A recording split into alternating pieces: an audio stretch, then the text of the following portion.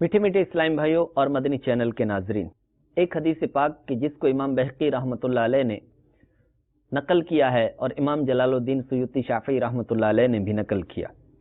کہ حضرت بکر بن عبداللہ مزنی رضی اللہ تعالی عنہ بیان کرتے ہیں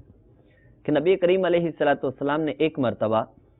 بادلوں کے فرشتے کے متعلق بیان فرمایا کہ وہ فلاں شہر سے فلاں دن کو آئے گا اور فلاں دن فلاں لوگوں کو بارش دی جائے گی۔ کچھ لوگ وہاں بیٹھے ہوئے تھے، انہوں نے عرض کیا کہ یا رسول اللہ صلی اللہ علیہ وسلم، ہمارے شہر میں بارش کب ہوگی؟ نبی کریم علیہ الصلوۃ والسلام نے ارشاد فرمایا یوم کذا، فلاں دن۔ وعندہ ناس من المنافقین، وہاں کچھ لوگ منافق بیٹھے ہوئے تھے، یعنی منافق وہ لوگ ہوتے ہیں کہ جو زبان سے تو ایمان کا اقرار کریں لیکن دل سے انکار کریں، اور یہ بیٹھے بھی اس لیے تھے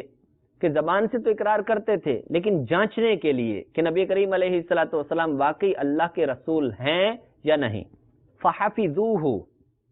ان لوگوں نے نوٹ کر لیا۔ ثم سألوا عن ذلک،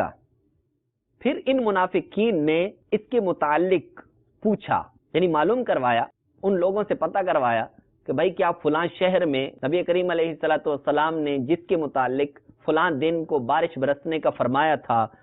تو کیا ایسا ہوا؟ فوجدوا تصدیقہ، انہوں نے نبی کریم علیہ الصلوۃ والسلام کی تصدیق کو پایا، یعنی آپ صلی اللہ علیہ وسلم نے جیسا فرمایا تھا وہاں پر ویسا ہی ہوا۔ فآمنوا، نبی کریم علیہ السلام کے اس